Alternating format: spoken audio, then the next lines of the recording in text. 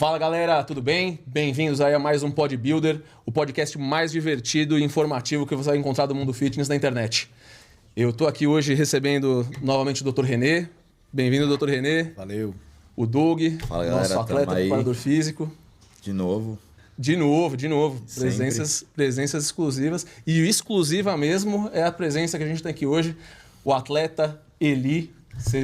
Vocês devem conhecer ele já aí. Ele, como você pode perceber, nosso cenário está um pouquinho diferente. A gente está com um pouquinho mais de... Mais conhecido como Eli Papatudo. O Eli Papatudo. Arrastou tudo. Arrastou tudo que você Eu conheço outro cara com esse nome aí, mas vamos deixar pra lá.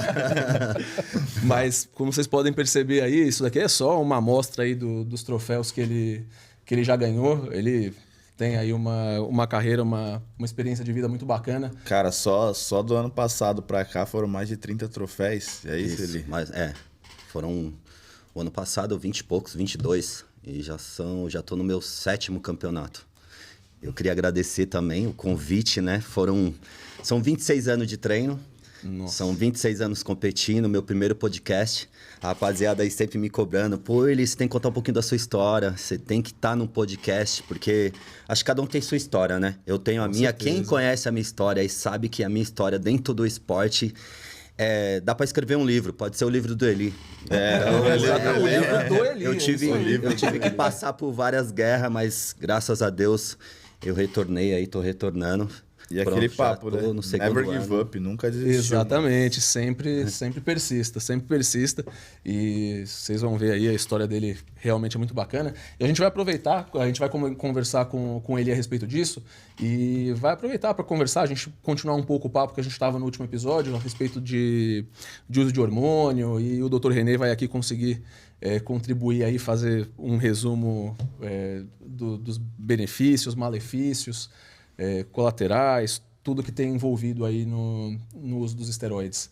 E Eli, vamos lá, conta pra gente aí como é que você decidiu se dedicar ao fisiculturismo. Você é como todo mundo? Eu acho que é mais interessante você contar pra gente como você começou no esporte, como você começou a treinar, o porquê. Então, eu tenho um primo que todo mundo acha que deve conhecer, o Cavanha. Ele é atleta. Grande treinador também. Já é treinador, Cavanha. Preparador também, meu primo.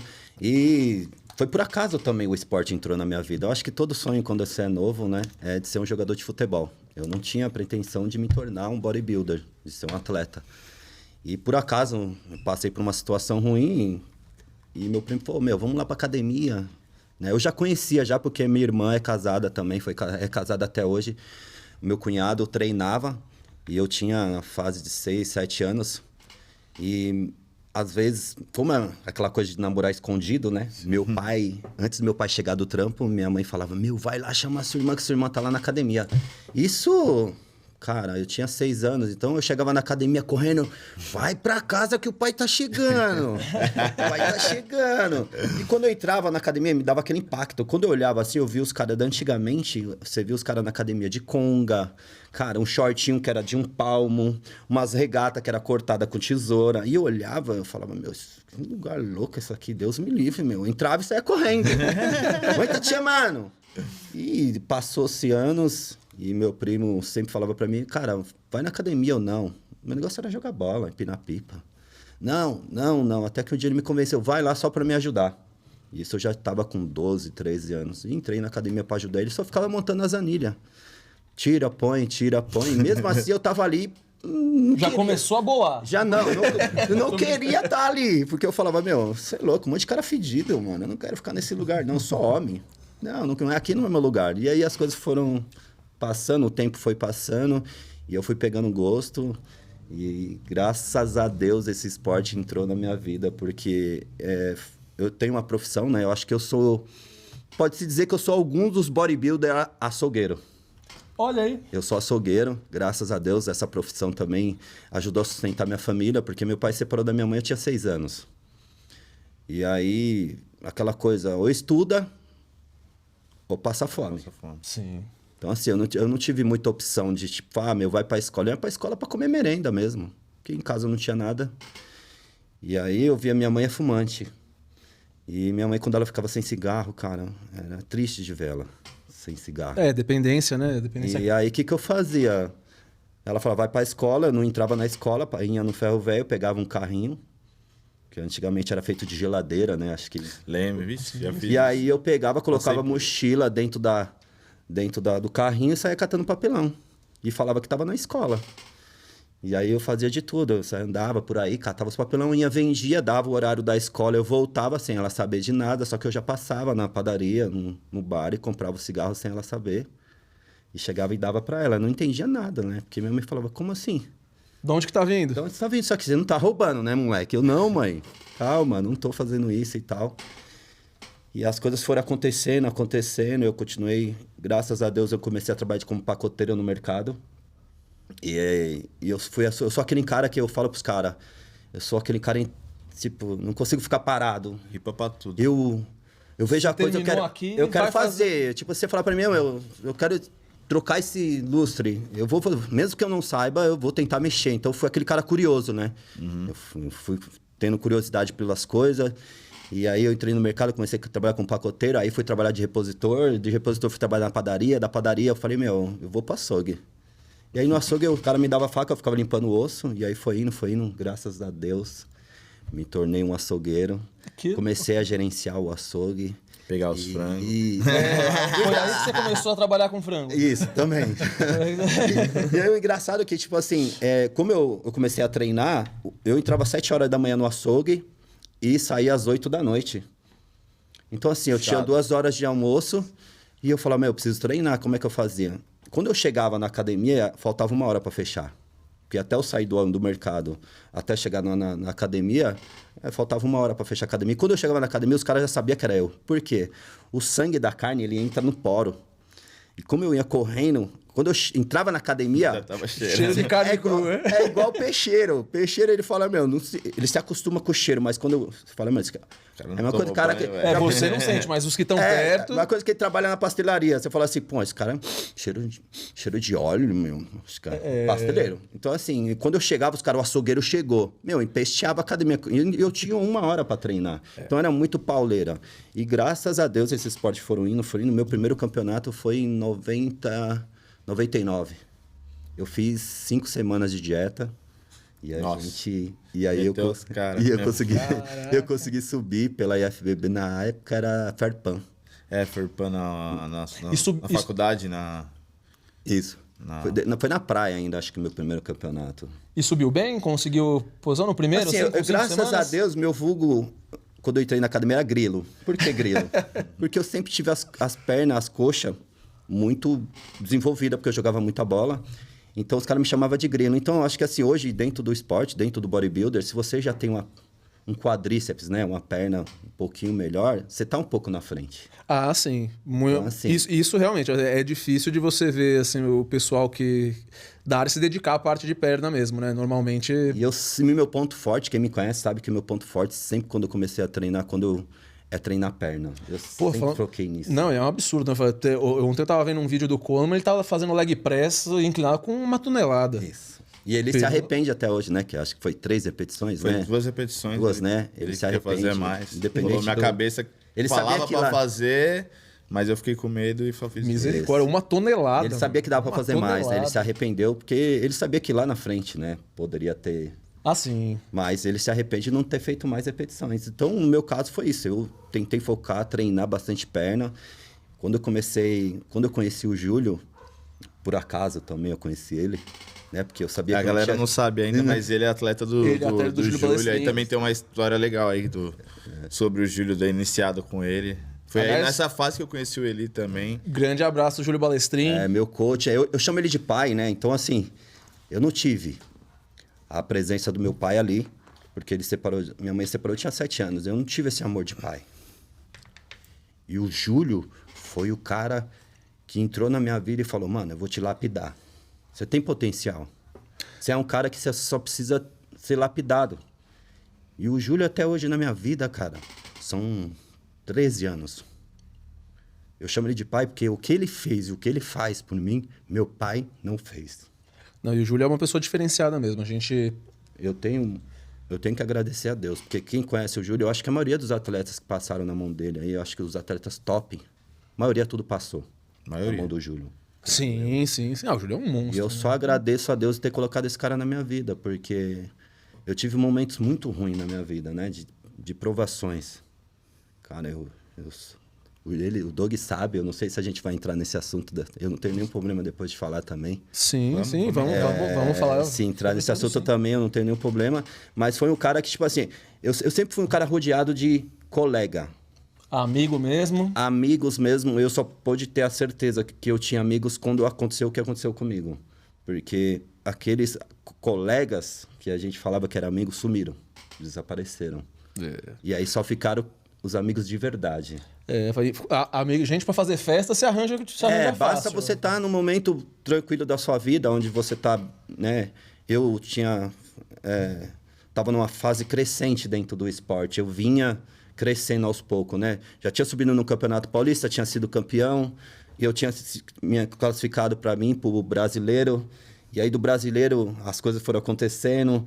Do nada Deus me deu a vaga do Arnold, porque assim, quando eu competi no brasileiro, para mim, a FBB, o Doug sabe, a FBB é uma federação que ela é fechada, né? Sim. Então, a partir do momento que você se afilia a ela, você só vai competir pela IFBB. Você não pode participar por outra federação. É mesmo? Não sabia disso. Você se afilia a ela. Você afiliou por um ano. E aí você só pode competir. Se você competisse em outra, você tomava um gancho. É assim. E ainda é assim.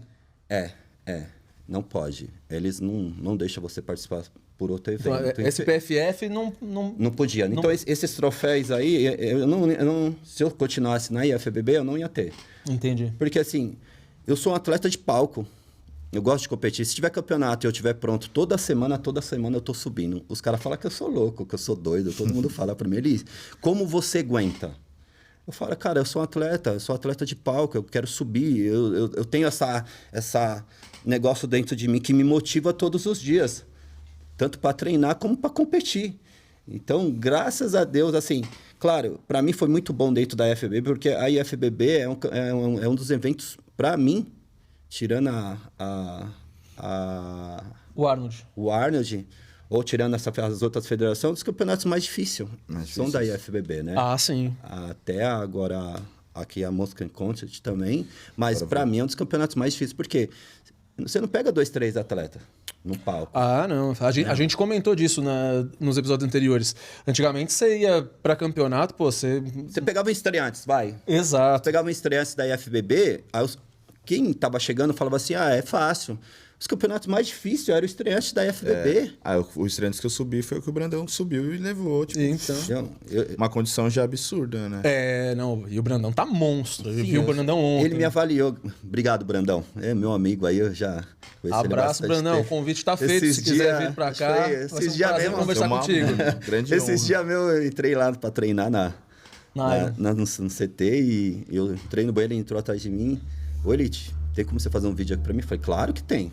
Então, assim, eu vejo que eu tô bem distante, né? Quando você vê um cara daquele tirar o cara é um absurdo. O cara é um absurdo. E eu acompanhei ele, né? Essa trajetória do Brandão na mão, tanto quando ele passou na mão do Júlio, então eu pude acompanhar de perto, né? Porque eu tava ali, eu via a crescente do Brandão.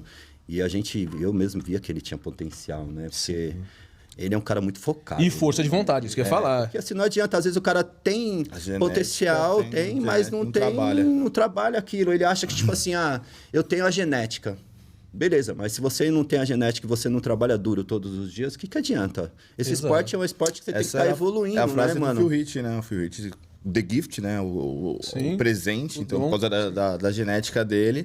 Mas ele falava que se eu não repasse todo dia, eu não ia levar. Porque ele não tá competindo com caras de baixo calão. Por mais que os caras não tenham a genética igual a dele, se ele não trabalhar pesado, exemplo claro, o Ramon também. Se não trabalhar tão pesado, ele não vai chegar no nível do Sebum e olhe lá. Exato. Entendeu? Então tudo, por mais que ele tenha genética, tem que ter um trabalho duro. É o que a gente tinha conversado com o Dr. René, foi no episódio 2 ou no primeiro, né? Que o pessoal que tenha... Tem gente que não é pro esporte, né? Que não...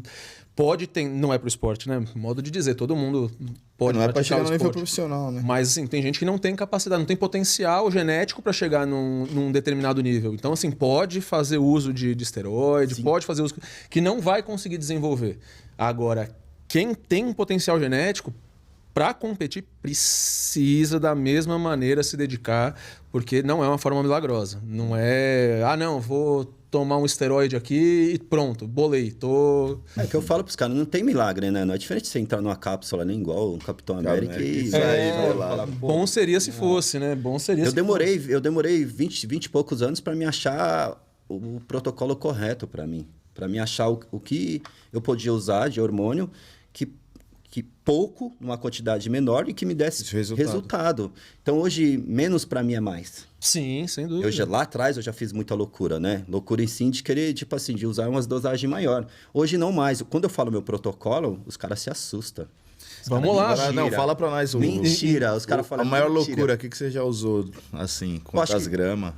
Não, eu acho que para mim a loucura seria de usar todos os dias. Foi muito difícil para mim, todos os dias, né? No protocolo de preparação todo dia. Então você toma bola todo dia, agulhado. E o que você tomava todo dia?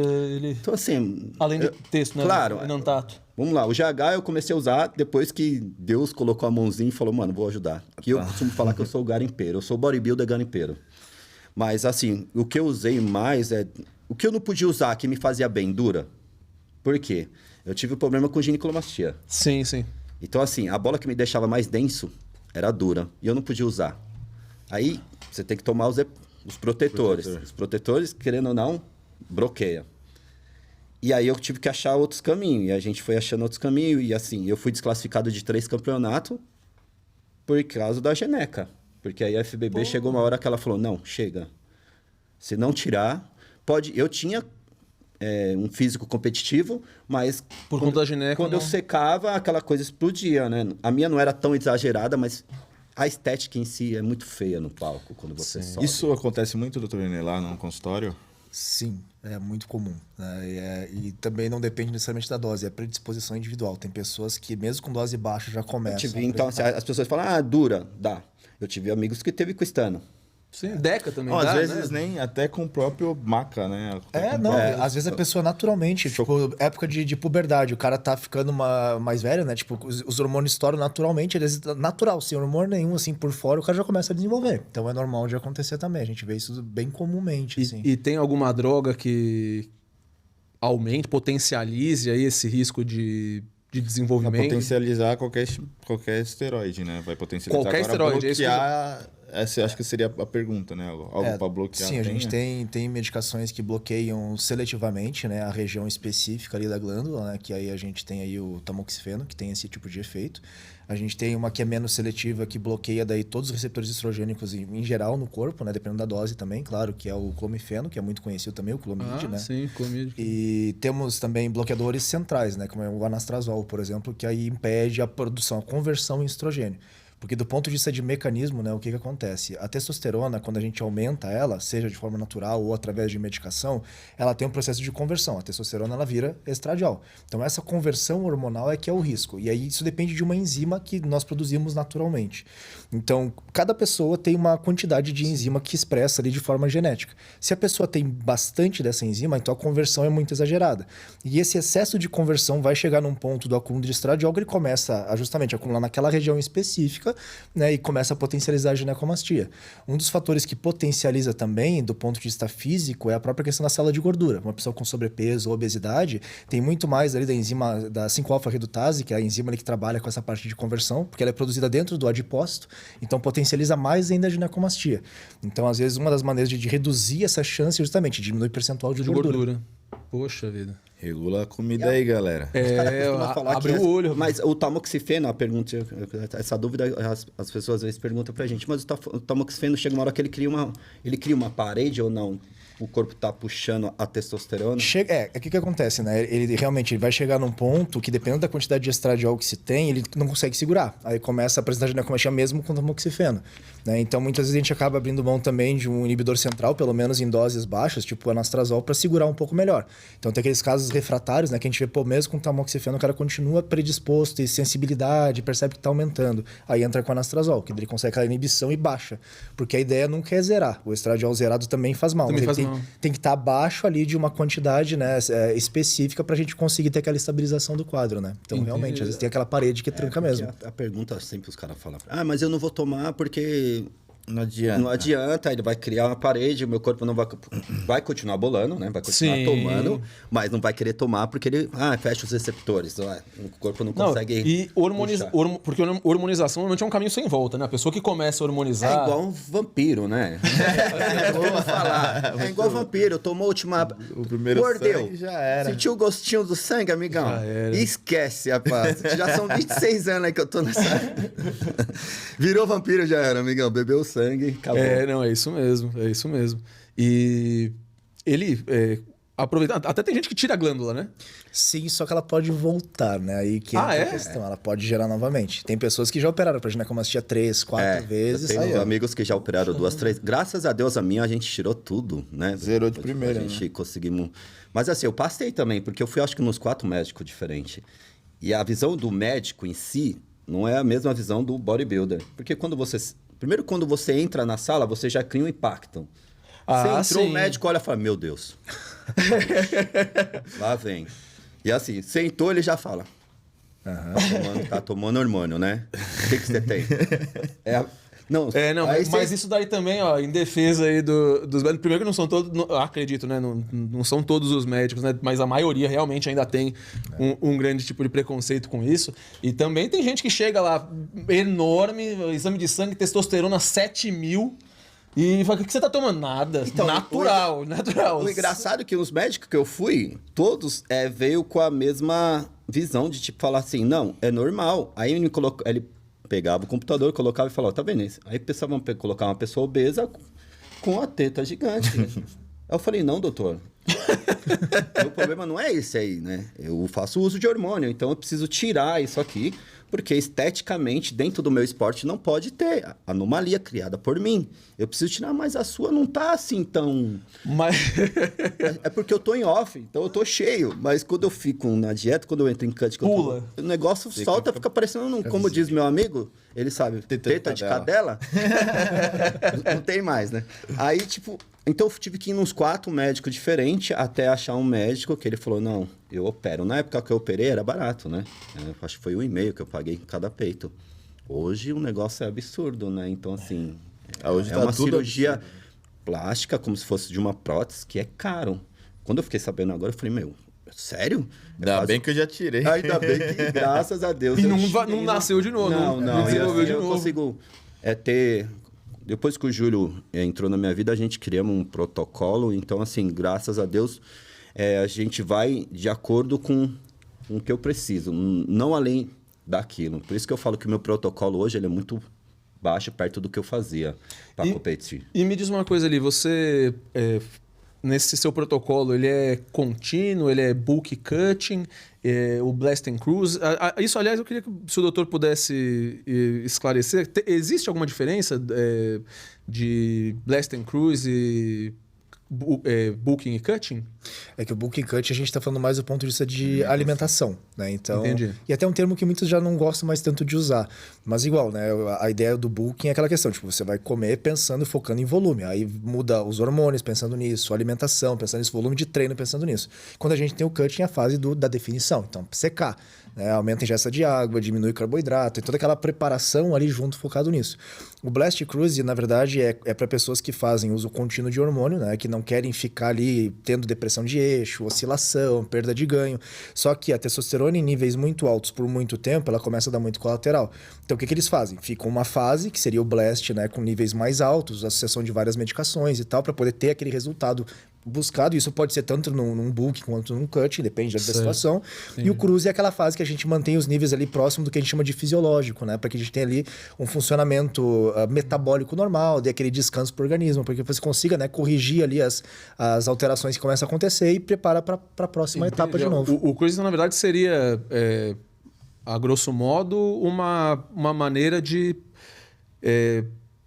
Um tempo de ciclo, um TPC, ou seria porque o TPC é mais ou menos isso, não é? Não, é diferente. Na verdade, sim, o TPC é o que o pessoal chama de terapia pós-ciclo, né? Então, na verdade, quando o cara vai interromper o uso dos hormônios e ele quer que o corpo dele volte a produzir de forma natural e independente. Certo. Então, a gente tem toda ali uma preparação, redução das medicações, retirada, usa fármacos para estimulação do eixo central, periférico, para conseguir regular. E aí, teoricamente, você vai ficar livre dos hormônios, sem utilizar. Ou permanente, ou pelo menos temporariamente.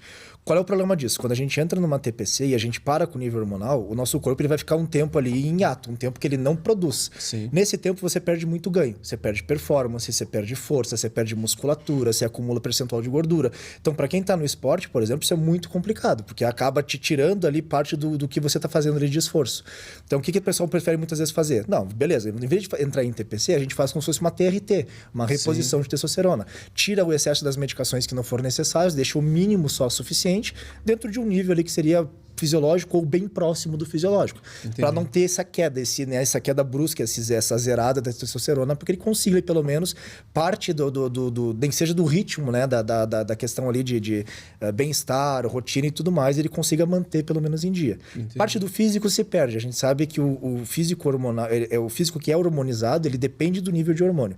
Então, quanto mais alto o nível hormonal, mais os ganhos, né, são proporcionais àquele nível. Cada nível hormonal corresponde a um shape, isso, né? Não claro. tem como você manter um shape de cutting de bulking. Então a gente não consegue manter o shape com níveis hormonais que são muito diferentes do que estava naquele momento, né? Então a gente vai ter uma perda. Mas igual, não é uma oscilação tão grande, não é um desconforto tão grande quanto você parar. E porque tem a queda, mas um pouco mais dosada, né? Exato. Ela não vai zerar como acontece. Não, ela vai manter ele próximo dos níveis superiores da normalidade para ter uma testosterona contínua de nível bom. Né? Claro que isso gera algumas possibilidades, como uma possível inibição de produção permanente. Então, tem algumas outras consequências que a gente sempre leva em consideração. Então, se é uma pessoa que vive para o esporte, é normalmente uma das melhores opções, porque ele vai ajudar a manter a qualidade de vida da pessoa do melhor possível. Se é uma pessoa que está fazendo de uso mais recreativo, geralmente o TPC é mais recomendado para tentar manter o mínimo possível o uso das medicações, né? Até para prevenir possíveis colaterais. Perfeito, doutor, perfeito. E, Elisão, o que você já fez de loucura aí? O Doug comentou de utilização de hormônio, assim. Qual foi o protocolo mais maluco que você já utilizou? Tem algum protocolo que você se arrependa?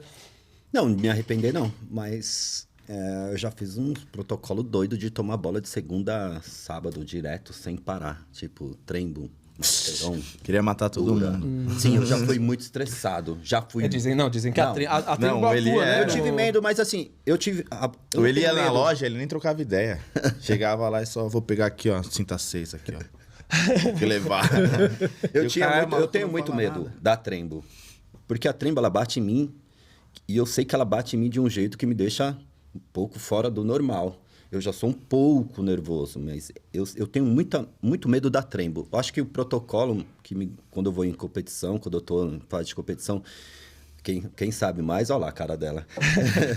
quem sofre mais é quem está do seu lado. Porque assim, a pessoa tem que entender que você está numa fase ali que você não está no seu juízo perfeito. Sem consciência, né? A mulher dele, a Dani, você tira o chapéu, porque essa daí, mano, faz tudo pelo cara, ajuda demais. Graças a Deus, eu tenho uma esposa, uma família, né? Que me acompanha. E manja, hein? Manja muito também. Já estão aí. Tudo que ela aprendeu foi com o Júlio, né? Então, assim, tudo. E agora tá lá com ele 24 horas praticamente, né? Trabalha para ele e tá ali acompanhando de perto, né? Corpo a corpo. Então, graças a Deus, a gente consegue trazer para mim também como experiência, né? Claro. Questão do treino. Então, tudo que eu aprendi foi através dele. Então, para mim, foi muito difícil quando eu entro com a trembo. As outras bolas, para mim, são tranquilas. Tipo, masterão, oxodrolona, estano. É que antigamente tinha muita coisa boa. E batia muito mais do que bate hoje. As underground hoje, cara, tem muita coisa que é muito ruim. Você toma, você fala, cara, não é aquilo, não vem. E antigamente você pegava a Stroll, que era antigamente, que era um, não sei se... Não, né? O Strong, né? Era uns... Você tomava 10, parecia que você tá tomando 20 caixas de H.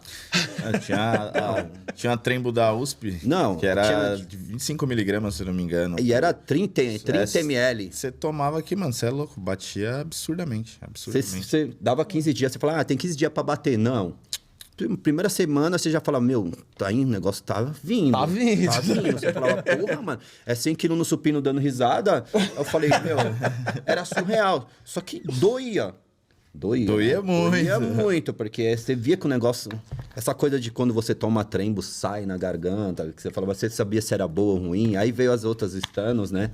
Que aí a gente falava, deixa ela parada aí. Se o líquido separar, é porque ela é boa. Se não separar, é porque não presta. Então, você deixava paradinha ali. Então, eu peguei uma fase de produtos muito bom, né? Então, você fazia ciclo com produtos 100% e dava resultado. Hoje não, hoje você pega... uma lábia, outra que você... É difícil você acertar, né? Você pegar uns produtos... E aí eu aprendi, ela aprendeu a fazer os... Tipo assim, eu falo pros caras, hoje quem não faz trampo fica para trás dentro do bodybuilder. Sim. Quem não faz o trampo, eu falo trampo de fazer os trabalhos. Que assim, as pessoas têm que entender, antigamente a gente tinha uma visão sobre fazer trabalho local. Antigamente tinha DEC, Forte, Equipós. Então, óleos minerais que você aplica e fica ali parado. Não sai. Então, o bodybuilder... Antigamente, tinha essa visão de, não vou fazer trampo, não serve para fazer local, porque se fizer local, na hora de subir, não vai secar, o músculo vai criar uma cápsula. E aí veio outras coisas novas, né? Que é o Metacryl, o hidrogel, que a gente sabe que muito atleta usou ou faz uso. Eu nunca usei esse tipo de coisa. Sempre fui contra. Mas o atleta hoje... Eu falo por mim. De repente, depois vão querer me pegar aí. Eu falo por mim. O atleta que não faz... O trabalho hoje, que não faz o trampo, ele fica para trás, porque todo mundo tem uma deficiência. Seja perna... Lado corporal. Um lado maior que o outro. Ele fala de a gente fazer pequenos shots, que é para estimular... Não sei se o doutor concorda com isso, mas estimula o ponto. Então, por exemplo, tô com uma dificuldade na dorsal. Porque os gringos lá fora, eles fazem o uso de Sintol, né? Entendeu? A gente fala que aqui no Brasil dificilmente chega Sintol. Produtos bons para fazer o trabalho local. A gente vê que muitos atletas lá fora usam e fazem uso de Sintol. No Brasil é difícil você achar algum produto que seja 100% bom de fazer esse tipo de trabalho. Mas eu vejo que o atleta hoje que não faz, ele fica para trás, porque todo mundo tem dificuldade. Eu tenho uma tíbia muito grande. E às vezes eu tenho que mostrar minha coxa pros caras, pra provar pros caras que eu treino perna. Porque o cara olha e fala, meu, essa panturrilha aí, o que tá acontecendo? Chama palito de sorvete. Os caras zoam eu. Falei, essa panturrilha, claro, a gente dá uma estimulada ali. Mas é um músculo que você tem que bater muito nele para ele vir. Ele não vem. Você pega outro que tem uma dificuldade de tamanho de panturrilha, é o Gabriel Zancanelli, né? Ele até posta zoando. A panturrilha dele some, um puta de um quadríceps. A tíbia dele é muito... Eu vi ele lá treinando, então a tíbia dele é igual a minha, é muito comprida. Aí, às vezes, eu tenho que mostrar meu quadríceps. Aí, os caras... dá aquele choque. Os caras, nossa, caraca. Assim, no palco, eu não vou... Pode ser que eu perca um campeonato por causa da panturrilha? Pode ser bem baixo, mas, né? Tem que estar uma coisa muito absurda ali. Muito discrepante, muito... Entre eu e o cara, para o hábito olhar minha panturrilha e falar... Perdeu por causa da panturrilha. Igual agora, eu competi pela São Paulo FF, o último campeonato agora, ia na live da Growth, né? Eles olharam minha panturrilha, eles falaram. Mas, assim, a minha estética, ela é limpa. Você vê o meu físico no palco, ele é limpo, não é aquela coisa de você não vai achar nada em mim que tá ali visível que tá feito o trabalho. A gente pegou também umas fotos suas aí, vamos colocar aqui pra ver, tem uma apresentação do Eli aí também top, legal que o diferencial do Eli, que além do shape, do físico, é uma apresentação bonita, ele sabe se apresentar, sabe mostrar os pontos, o físico. É o showman. Eu sempre me cobrei muito em questão da apresentação individual no palco, desde quando eu comecei a competir. Eu lembro que antigamente eu ia na galeria do rock e comprava as fitas cassete, né? E eu via... eu comprava muito aquelas revistinhas muscular. Nossa. Lá era o lugar, lá era o foco do bodybuilder, né? Você encontrava ali na... Aí a apresentação do... Essa apresentação, na verdade...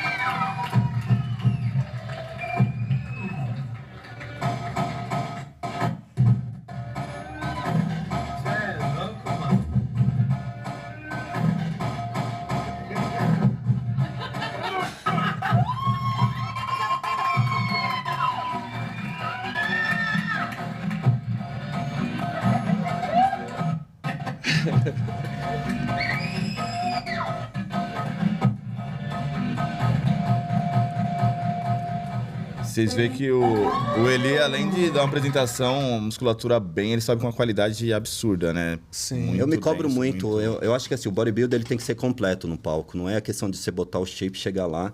Porque a gente vê muito atleta de alto nível, né? O Doug sabe também. E chega no palco e ele não consegue mostrar o físico. Ele não consegue encaixar as poses. E o cara tem que treinar isso, cara. O bodybuilder ele tem que ser completo. Ele tem que chegar ali, é o momento dele, é tão rápido. E se você não treinar a pose, você fica para trás. A gente vê atletas muito bons, mas chega na hora do confronto ali, que é um momento que você tem que mostrar aquilo. Você tem que ter uma consciência corporal muito boa. O fato de eu saber dançar ajuda bastante. Eu não ensaiei nada disso aí. Essa apresentação minha foi ali... Esse qual foi o campeonato? Foi o último agora. Foi o último agora, é o... Da São Paulo FF, né? São da Paulo Growth, FF, né? Batalha de Valquírias, que é o troféu que tem tá um troféu aí? É, tá lá atrás, lá. Ó. É esse aí, ó. Aí, ó. É os dois. Esse foi... esse da frente aí, ó. Que é o da Growth. Então, assim, eu me cobro muito. Eu falo pros caras, treina a pose. Não é só puxar peso. Primeiro que quando as pessoas olham pra gente, falam assim, quantos quilos você pega no supino? Eu falo, amigão, eu não sou empilhadeira, nem não sou burro de carga. A galera confunde muito. Bodybuilder não é levantador de peso. Eu não sou basista, né? Porque as pessoas confundem o bodybuilder com basista. Basista, ele pega peso. Bodybuilder constrói músculo. Então, assim, corpo em construção, bodybuilding. Então, assim, a gente tem que estar todo dia. Eu fico 3 horas dentro da academia treinando. Aí os caras falam, pô, você é louco, mano. Às vezes eu tenho amigos da personal, eles entram... Eu tô lá, eles vão embora, volta de novo. Ele, você tá aí ainda, cara, vai catabolizar. Cara, eu não ligo se vai catabolizar ou não. Eu nunca tive patrocínio. Eu sempre fui um cara que sempre... Por isso que eu falo que eu sou bodybuilder garimpeiro. Por quê? Se você chegar em mim agora e falar, olha, eu tenho uma parede para quebrar ali, eu vou lá e vou quebrar.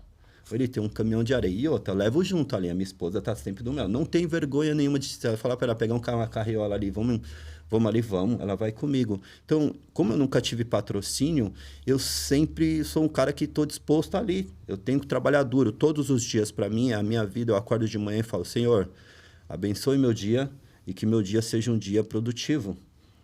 Quando eu tenho uns amigos que, tipo assim, é meio engraçado, mas eu tenho uns amigos que, quando eu vou competir, eu não gosto de ficar postando minhas fotos. Tô me preparando. Eu não gosto. Esse é o pecado do Eli. Esse é o grande pecado, é que a gente mais briga com ele. Cara, postar, trabalhar nas suas redes, que, meu... Eu tem não um gosto, potencial, mas tem tudo. Sempre falta alguma coisa no atleta, né? Sim. Como eu sou um cara da antiga, eu lembro, eu acompanhei a trajetória do Toguro. O Doug sabe, a minha loja era parede com a academia de um amigo nosso. E eu tinha uma lojinha bem pequenininha, então o Toguro passava com a maquininha dele lá pra filmar, com a filmadora, ele, vamos gravar. Eu falei, que gravar, meu? Tô em dieta, Joe. Que gravar o quê, mano? Eu quero competir, mano. Ou ele, vamos gravar. E todo mundo achava que aquele moleque era meio chapado, doido, porque ele chegava, colocava o pedestalzinho dele lá e ficava falando. Eu entrava na academia e falava, aquele moleque é doido. Sai fora, mano. Então isso me atrapalhou muito do fato de eu não ter trabalhado minha rede social. Por isso que eu não posto minhas fotos. Uma coisa minha, mas isso me atrapalhou muito, porque minha rede social hoje era para ser bem melhor, pelo fato de eu estar conquistando o que eu conquistei e a minha história dentro do esporte. Era para mim ter patrocínio, era para mim ter uma rede social melhor, mas eu não posto. E quando eu vou competir, às vezes que eu comento, meus amigos são assim, você viu quem vai subir? Aí eu, quem? Quando eu fui competir no Arnold e no Brasileiro, meus amigos falavam assim, ô Eli, chega aí, você viu quem vai subir na sua categoria ou não? Olha aí. Aí eu olhava e falava, meu Deus do céu, mano, olha o tamanho do bicho que eu vou pegar. Aí eu não sei se os meus amigos faziam isso pra me estimular ou tipo falar assim, meu... Pra desanimar. Não vai, Joe. Não vai. Deixa aí, fica aí. Não vai, se eu fosse você, não... Então, assim, na verdade, aquilo era bateria pra mim, porque eu vi o vídeo do cara e falava, meu, eu sei quem é o cara, e eu uso isso pra mim até hoje. Eu competi com os melhores atletas hoje. Dentro da minha carreira, eu tive no palco com o Lucas Coelho, eu tive no palco com o Ninja, eu tive no palco com o Bico, eu competi com o Soedes, que é campeão mundial. Então, assim, eu já tive no palco com vários atletas de nível, até que o Bico é um cara que não quis pegar o Procard, hoje ele tá lutando para pegar o Procard, mas na minha visão ele é Pro. Lucas Coelho, cara, sinistro. Eu tinha o Igor. Nossa, o Igor também, infelizmente, partiu, né? Tá lá no céu. Igor Canibal. Sim. O Canibal também, eu competi com ele também. Então, eu já tive no palco com uns atletas muito fortes. E assim, eu falo pros caras, eu sou o gato preto do bodybuilder. Porque eu falo pros caras, quando eu chego, os caras desacreditam de mim. Porque os caras olham pra mim e falam, a pergunta é, como você consegue? É isso. Até quando eu vou competir no campeonato atrás dos caras, falei, ele, como é que você consegue, cara? Cara, e você tira disso, não sei se ele quiser contar um pouco da história do que já aconteceu com você, e ele saiu e revira a volta, velho. Quando ele saiu, eu encontrei ele num amigo nosso, que é o Richard, que é o nosso amigo, né? Nosso fisioterapeuta. Richard tá convidado pra vir O Caixa, nosso amigo, nosso fisioterapeuta aí. Obrigado, Caixa. Richard já passou por vários atletas, começou com a gente, hoje já até fez o Brandão na finalização também, cara. Convidar ele também pra vir pra cá. E aí eu encontrei ele lá, lembro até hoje, magrão, mas já tava no gás. Você falava, cara, você saiu agora e já tá no shape, mano. 83 quilos, um cara que pesava 117. Mas assim, 83 com físico. Denso, sim. Ele não perdeu a musculatura. Conta um pouco dessa história. Porque o que você aprontou pra voltar daquele jeito? Vamos começar do início, né? Eu tava numa crescente dentro do esporte, né? Foi logo depois do Arnold, né? Eu já tinha sido selecionado para a Casa dos Campeões, da Max. Sim. E eu ia pro hotel no sábado. Eu sempre fui rodeado de vários amigos. Por isso que eu falo, eu sou um cara que sou amigos, né? Amigos. Eu sou um cara que sou um para-raio para pessoas que têm energia ruim. Às vezes a pessoa entra na sua vida não para te ajudar, para te atrapalhar ou para acabar com o seu sonho. E eu sempre batalhei muito. Todo mundo sabe que eu amo esse esporte. Eu amo. Sim. Eu vivo... Se você me largar dentro da academia, 24 horas, eu fico ali 24 horas treinando. Eu amo esse esporte. E eu tava numa crescente, onde eu sempre sonhei. Que é assim, todo mundo falava para mim que eu não tinha capacidade de chegar no campeonato de alto nível. Eu fui ver o Júlio no Arnold, ele ser campeão. Foi eu até o Arnold, que é amigo nosso. E eu vi lá, eu falei, cara, um dia eu vou estar ali naquele palco. No primeiro Arnold no Brasil, eu vi o Júlio se tornar pro. E eu falei pro Arnold, que tava do meu lado, eu falei, mano, um dia eu vou estar ali. Um dia eu vou subir no mesmo palco que esses caras. Pode ter certeza. Passou-se anos, eu ganhei o Campeonato Paulista, me classifiquei pro Brasileiro. Do Brasileiro, eu só podia ser o primeiro ou o segundo classificado para competir no Arnold. E eu fiquei em terceiro, no meio de 30 e poucos atletas. Aí eu falei, caramba, Deus foi por pouco, mano, que bateu na trave. Caraca, eu trabalhei duro. Cara, eu sou um cara que faço rifa. É igual eu falei, eu sou o garimpeiro. Sim. Eu faço de tudo. Então, assim, eu nunca tirei dinheiro da minha casa. Eu nunca tirei dinheiro da minha compra, da minha dívida dentro da minha casa, do meu aluguel. Tudo que eu conquistava, assim, eu ajuntava um pouquinho. Ah, isso aqui vai pro campeonato, isso aqui vai pra minha preparação. E eu nunca fiz conta. Se você fizer, o atleta hoje, que ele catar um papel, uma caneta e falar, eu vou gastar 5 mil na preparação.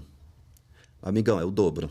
Esquece isso aí. Porque os caras acham que os hormônios são caros. Os hormônios não são caros. O que é caro é comida. A comida é muito cara. Você come hoje... eu vim comer peixe agora. Minha dieta antigamente era só ovo. Eu ia no mercado, eu comprava uma caixa 360 lá e assim, coitada. A minha esposa chegou uma hora que ela falou pra mim assim, eu tô sem dedo. Eu cheguei em casa, ela chorando, eu não entendia porque que ela tava chorando. Ela tava assim, os cortes no dedo de tanto quebrar ovo, porque eu comia só a clara e não tinha condições de comer outra. A minha proteína era essa. Era só a clara do ovo mesmo ali cozida. Era 90 claras de ovo por dia eu comia. Nossa Senhora! 90. Então assim, chegava uma hora que eu não conseguia ver mais o ovo. E tadinho, eu cheguei lá, outro dia eu falei, eu não sabia o que falar. Que eu vi ela chorando, eu falei, o que foi? Ela mostrou as pontas do dedo, eu falei, põe uma luva. Ela, não consigo botar a luva.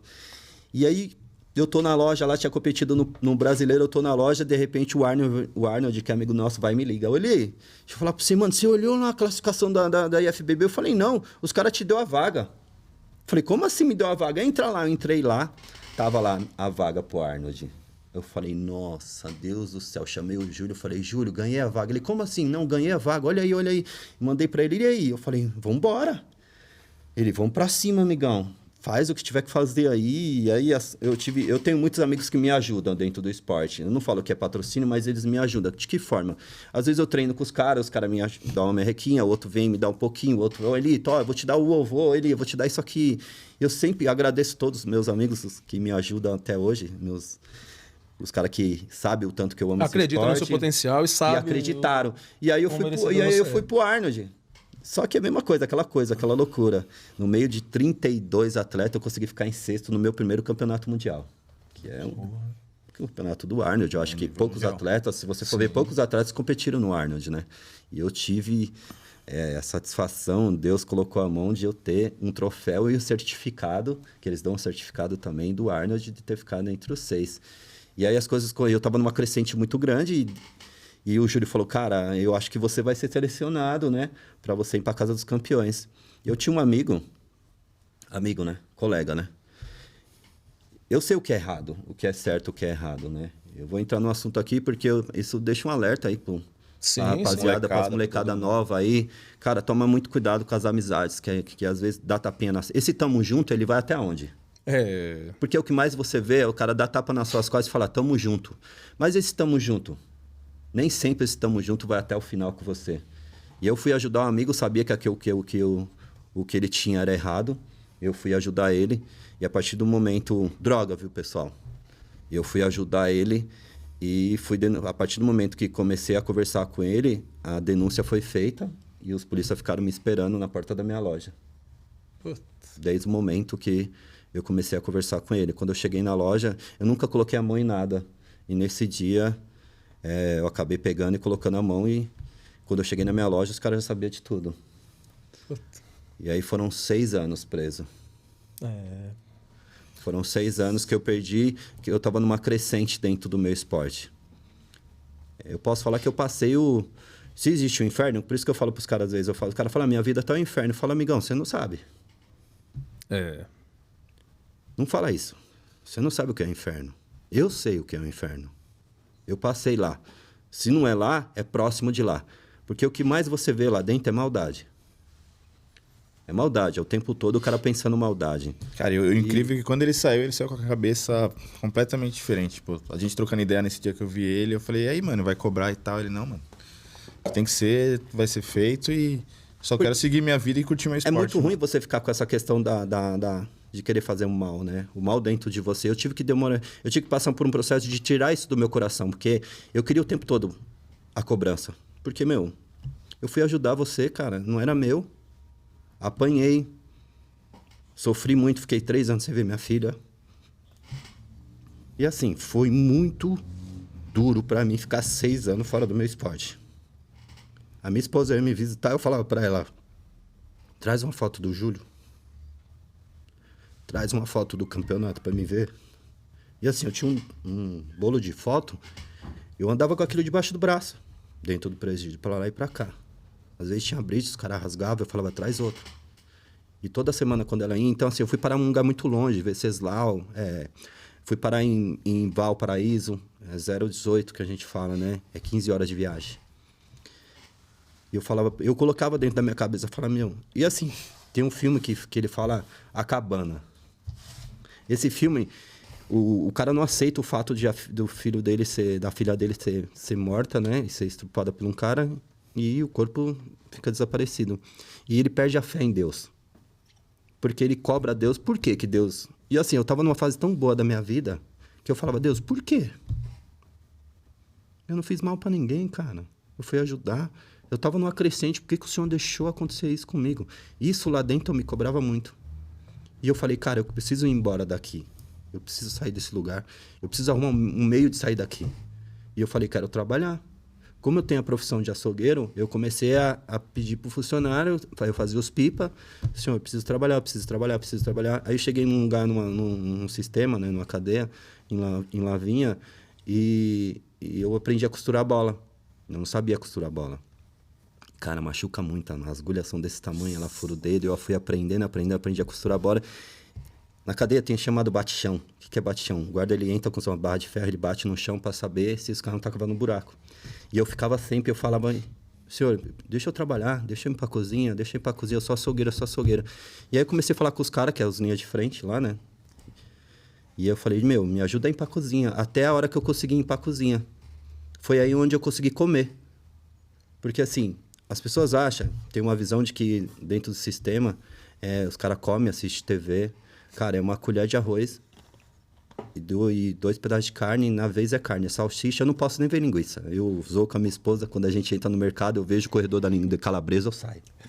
Pizza, nem pensar. Meus amigos sabem, olha, vamos pedir uma pizza de calabresa? Eu falo, Deus me livre, Joe, calabresa. Então, assim, foi muito difícil. E aí eu fui trabalhando na cozinha e a cada 3 dias que você trabalha, você ganha 1. Sim. E aí eu comecei a trabalhar dentro da cozinha, aí eu falei, meu, é um meio que eu tenho aqui de começar a comer, né? De tentar botar, eu já tava pensando nisso, falei, de botar o shape. Eu sabia que faltava ainda 3 anos pra mim sair. E aí eu falei, mano, eu preciso comer, né? E ela falava, meu, se alimenta. E depois que eu fui pra cozinha, eu comecei a trabalhar e comecei a roubar o ovo do guarda. Porque assim, quando vem a comida, a quantidade é certa, né? Tipo, é 5 mil. E tem um recorte do guarda. O recorte do guarda é feito lá, as coisas para eles comer. E o ovo dele ficava guardado. O que eu fazia? Eu pegava 5, 6 cartelas do meio, puxava, pegava 6, 7 ovos, guardava dentro do açougue, ia lá, fazia a gemada. E aí levava o chocolate, né? Podia entrava o chocolate. Eu lembro que outro dia eu ficava, cara, meu, fica na campana. E ficou olhando pra ver se o guarda não vem. Outro dia não tinha o campana, eu tô sozinho aqui, ó. Daqui a pouco eu sinto aquele bafo aqui no meu pescoço. Quando eu olho pra trás, é o guarda. Eu falei, meu Deus, senhor. Deus me livre. Ele, Elisandro, o que você tá fazendo?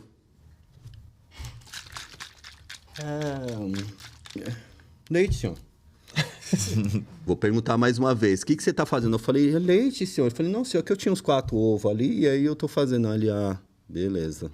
E aí eu fazia isso, assim, eu não podia mexer no negócio da população, né? Porque bem contado. Sim. Foi a época que eu comecei a comer bem. Aí eu comecei a me alimentar e lá não podia ter. Lá fazia uns pesos que era de água.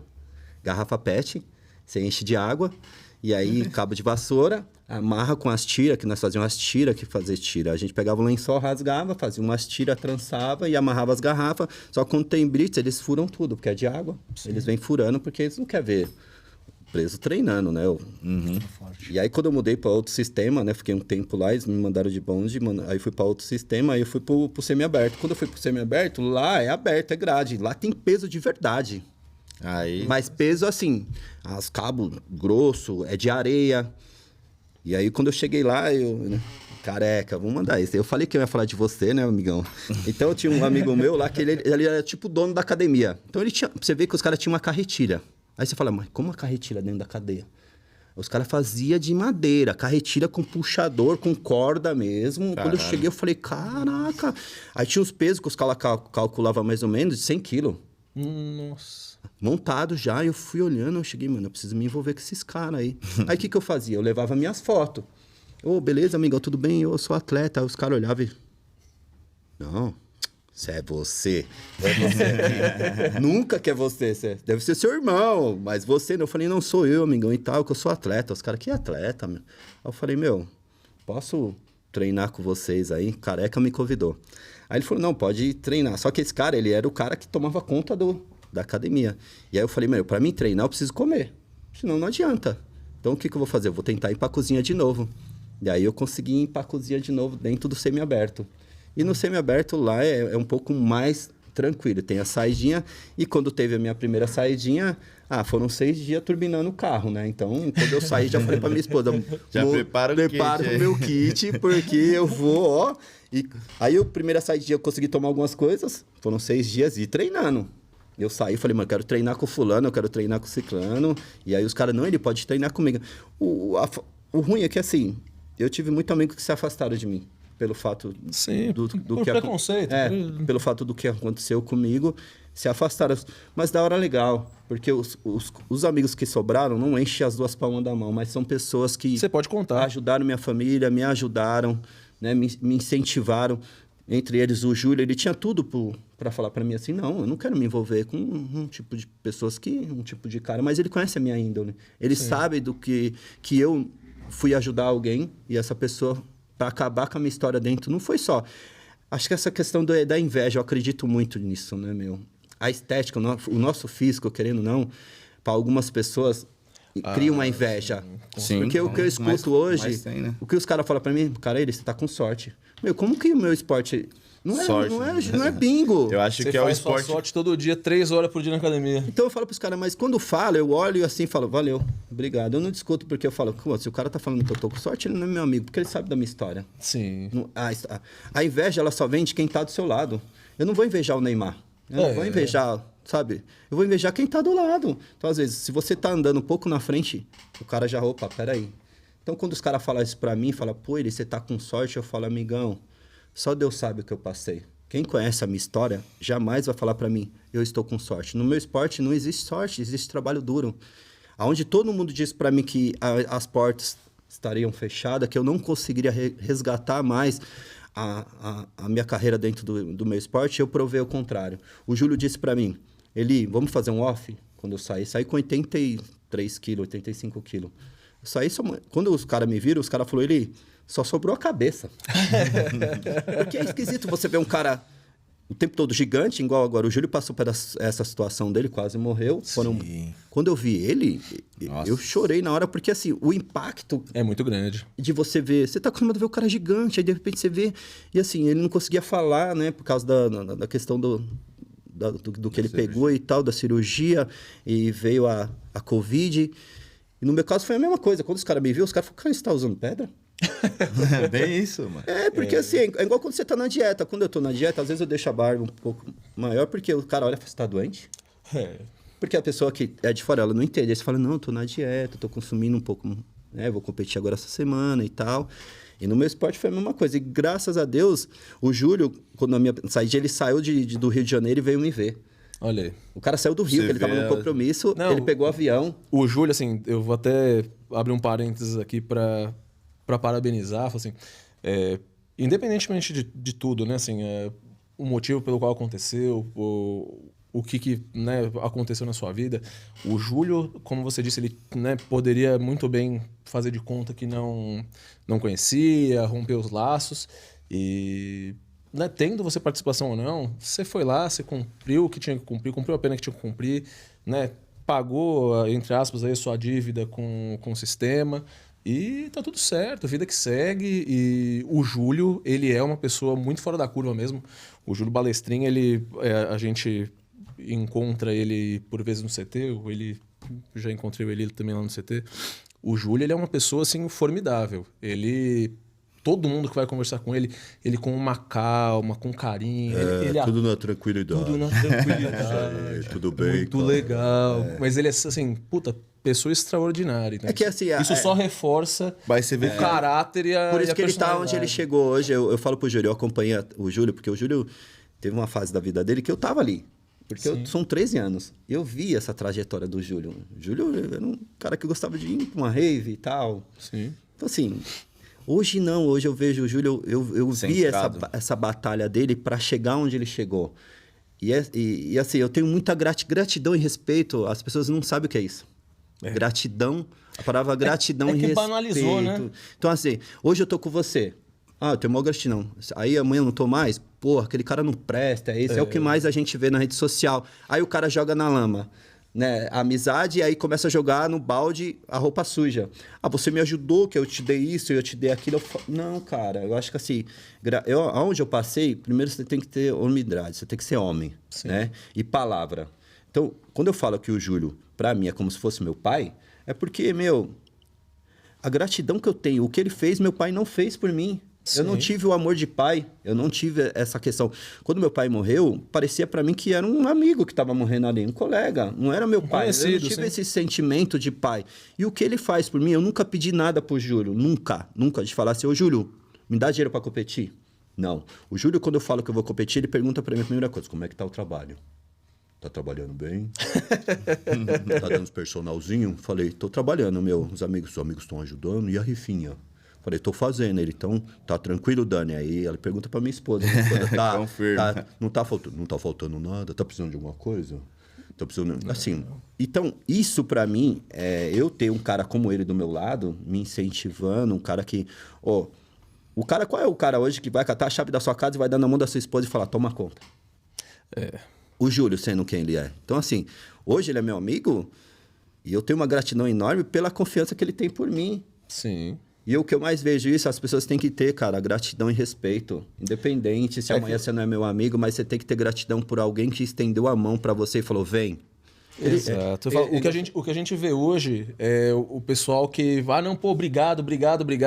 Você falou 10 vezes pro cara sim. A primeira vez que você fala não. Desgraçado. O não, ele teve... O não, na minha vida, ele foi muito presente, o não. Sempre na minha vida, o não, ele foi muito presente. Só que eu sou um cara que eu sou aquele Eu sou aquele cara chato. Persistente. Eu sou, mano, eu vou bater até o último. E o sim, eu vou conseguir o sim. O não sempre tive. O resultado tá aí, ó. Sim. Então, assim, ó. Quando todo mundo... Parte do resultado, né? Todo mundo falou pra mim... Tudo na mesa, Foram 2 anos, né? E assim, não é quando eu quero. Quando eu falei pro Júlio que eu queria voltar a competir, ele falou... Ele ia pro Quite, competir. Ele olhou pra mim e falou, não tá bom ainda. Eu já tava com 105 quilos. Ele, não. Quanto tempo ficou depois que você saiu pra voltar a competir? Praticamente 10 meses, né? 10 meses de off. De um off. De um off. E o off não foi tão louco, né? Que eu tomava 2 deck e 1 dura. Ah. Você entrou com gelo já? Não. Não. Só não, agora não. que você... Aí agora eu comecei a tomar GH. Mas o GH ele entrou na minha vida agora. Recente. É porque a gente sabe que hoje o cara que vai competir, eu vejo muita gente falar, mente, porque não é possível. O cara fala que vai chegar numa intensidade de pele, tomando estano e oxandrolona. Não chega. O médico, ele sabe. Bate no ponto que não vai mais. Como, cara? Como? Você fica pra trás. Eu falo pros caras. Eu vejo muitos amigos, mas eu não tenho condições de tomar GH, amigão. Então faz o seguinte, junta uma graninha, faz o que eu faço. Eu compro 3 caixinhas, 2 caixinhas, guardo 5 caixinhas, vendo 5, aquela coisa. Faz velho garimpo. Faz a roda girar. Quando eu falo garimpo, o garimpo é isso aí. Então, assim, que eu sei que se eu não for lá competir e eu não tomar o gelo, o GH, eu vou ficar pra trás. Se eu quero estar num pódio, eu quero brigar de igual com os caras, mesmo sabendo que o cara tá tomando 10 ou 20 UI de GH, eu tenho que estar tomando ele também. Sim. Desde que seja uma quantidade menorzinha, mas eu tenho que dar. Engraçado, eu fui no Dória, na academia do Dória, inclusive eu queria agradecer o Dória, sempre deixa as portas abertas. Grande quando Dória, eu vou treinar. Baita academia. O Gerson Dória. Toda vez que eu vou lá, ele me trata super bem, eu levei meu sobrinho. Meu sobrinho não tem uma noção muito grande do esporte. Agora ele fez o curso de arbitragem. Quando ele entrou lá comigo, eu falei, o cara que eu vou pegar, ele quem? Eu falei, o Bico. Aí o Bico tava treinando com o Júlio, ele fez assim, ô tio, não me leva mal. Se eu fosse, vai dar não. Se eu fosse você, eu não ia não. Eu falei, calma. Não, mano. Olha, tio, o peito dele tá batendo no queixo, eu não tenho nem peito. Caiu aí. A cadeira caiu aqui. Deixa eu levantar aqui rapidinho. Foi nos cortes essa. Desceu? Foi. Agora sim. Aí meu sobrinho olhou e falou, não, tio, não dá não, meu. E o Bico, ele olhou pra mim lá, né? Viu com a camiseta do Júlio treinando. Tipo, o Júlio falou, começa a treinar aí, Joe. E eu olhei pra ele assim, eu falei, mano, eu não imaginava. Minha estreia na NPC, Mr. Santos, 1000 atletas. 970 atletas. Atraso de absurdo. Você imagina, eu nunca tinha participado num campeonato da NPC. Meu sonho era competir, inclusive não deu pra trazer, o troféu de vidro. Todo mundo quer esse troféu. Acho que todo bodybuilder... É um dos mais bonitos. Todo bodybuilder, acho que é o segundo, né? Campeonato. Tem foto, Dani? É o segundo campeonato mais antigo, só depois do Mr. Olímpia. Né? Então, se no mundo... Imagina que é um campeonato que os bodybuilders... Quem não subiu, sobe, cara, porque vale a pena. Só que eu tinha esse sonho de subir. Quando eu cheguei lá, que eu fiquei sabendo mais ou menos a quantidade de atleta... na pesagem já foi uma loucura. Cheguei 10 horas, fui sair 7 horas da noite. Isso atrapalha muito o atleta, porque você vai programado pra pesagem, você fala, vai atrasar umas 2 horas, 3, então eu vou levar as refeições tal. Cara, eu mesmo já me ferrei várias vezes com isso, que você não leva as marmitas e aí não tem o que você fazer, velho. Existe um protocolo, Existe gente, protocolo, você não quer descansar, entendeu? Então, a quantidade de comida que você leva. Então, assim, eu vejo que para algumas federações falta um pouco de organização, cara. É o que falta. Porque, assim, quem tá fazendo o evento é um ex-atleta. Pessoas que sabem como é que é, sentiram na pele. Igual eu vejo, cara, mas os melhores campeonatos que eu já subi hoje, São Paulo FF. Cara, é surreal. Eu entrei dentro do backstage do Arnold, nós conseguimos furar a barreira, a segurança, eu e ela, entrei dentro do backstage onde os caras estavam se alimentando. Eu pude ter a visão de perto de como os caras comem. Eu vi de perto, eu falei, mano, é surreal. Aquele banquete de você olhar e falar, parece restaurante, service, você come à vontade. E a São Paulo FF, não que as outras federações, mas eu acho que deveriam seguir esse padrão. Por quê? O atleta ele tem que ser tratado não como pró, né? Que às vezes fala como pró, mas tem que ter um pouquinho de... Mais de atenção, mais de carinho. Cara, porque assim, a gente gasta muito dinheiro, a gente investe. E quem dá o show? E não só isso, eu acho por vista da saúde dos atletas. Que nem a gente comentou no podcast passado, sobre o caso do diurético, até que teve mortes. Eu até comentei que uma foi no seu campeonato, que não foi nem divulgado. Comigo, em Guarulhos. E é comum, né? A gente sabe que é comum o pessoal utilizar diurético, utilizar remédio para diabetes, né? Apesar que a gente já escutou de tudo, né? Eu já vi pessoas que, né? A galera fala mais que tudo, né? Já usaram outro tipo de droga, né? Droga mais forte para secar. Porque... Que droga. Pode colocar aqui, pode falar. Que bala. Só não citar nomes. Bala. Não, droga mesmo. Droga mesmo. Cocaína para fazer aeróbico. O cara fica milhão. Tipo assim, é coisas que você fica assustado de ouvir. Igual, quando eu fui competir em Guarulhos agora, as molecadas falando que tava usando o diurético há mais de uma semana. Nossa. Cara, mais de uma semana, um risco aí absurdo. E o perigo disso, doutor? Potenai, os caras tacam até umas horas. Eu tenho amigos nossos que ficou chapado, que você conversa com ele hoje, você vê que ele não tava no Brasil, ele tava lá fora. Ele quase ficou grog. Eu tenho funcionários assim. Inclusive vai participar aqui, gente. Na próxima semana aí, no próximo episódio, se eu não estou enganado aí, a gente vai verificar na agenda. Mas a gente vai trazer aí um atleta que passou também bocado. Passou por fez várias loucuras e assim vai servir aí muitas das coisas que ele fez, vai servir aí de mau exemplo. Inclusive é ele, a gente comentou em outro episódio aí de usar Potenai na veia, ele mesmo se aplicar. Não, então... é igual o GH, né? Tipo assim, é que a gente vê também, o doutor pode falar melhor, o uso do diurético e a eficácia de usar o GH na veia. Então, assim, aplica direto na veia. Na veia intravenoso, doutor, né? Diz que a absorção é 100%, né? 100%. E aí que você me disse sobre a utilização, o risco, que eu acho que é um absurdo, né? Um risco muito grande de contaminação. Com certeza, porque na verdade essas medicações elas foram feitas para uma via específica, né? Se é subcutâneo, se é intramuscular. E a estruturação da molécula muda, né? Então ela pode ser mais pesada, mais leve, e isso vai influenciar. Quando a gente pega uma via tipo via sanguínea, realmente a gente absorve muito mais rápido. Com certeza, né? Tipo, uma via ativa, então ela não fica em depósito, né? Então a absorção é super rápida. Mas existem riscos ali, né? Que a gente sabe que são inerentes de colaterais, desde reações alérgicas, né? Formação de trombos, enfim, né? Sempre pode acontecer algum problema, né? Mas o GH especificamente, doutor, ele sendo utilizado todos os dias pelos atletas, a gente sabe, né, que hoje em dia realmente quase todo mundo faz uso aí de GH. Tem algum risco o GH? Porque todo mundo hoje vende aí, entre aspas, né, faz propaganda do GH como sendo assim o milagroso, né, que realmente ajuda aí no aumento de massa muscular, que melhora a qualidade de pele. Tem os colaterais do uso de GH, tem algum tipo? Como que funciona o GH no organismo? Então, assim, o que acontece, né? O GH é uma molécula que a gente produz naturalmente, né? Que é o hormônio de crescimento, né? O growth hormone, por isso que é o GH. E nós já naturalmente produzimos eles desde de sempre, né? Durante a fase de infância e adolescência, é um dos principais hormônios para sinalização de crescimento. Então, crescimento ósseo, né? Crescimento em estatura. Ele é um hormônio considerado ali um sinalizador para reparação celular. Então, sempre que a gente descansa, dorme à noite, né? Ele vai ser liberado no início da manhã para a gente ter ali uma regeneração celular, hipertrofia, queima de gordura. Então, realmente, ele tem uma relação direta com isso. A medicação do GH ela foi criada, na verdade, para tratamentos de pessoas que têm deficiência dessa produção. Então, casos aí de deficiência de crescimento e outras coisas desse tipo mais endocrinológico, né? No caso aí, por isso que a galera vai atrás da criançada, né? Pra poder... Rouba o GH das crianças aí. Não rouba mais doce, agora é GH. GH das crianças.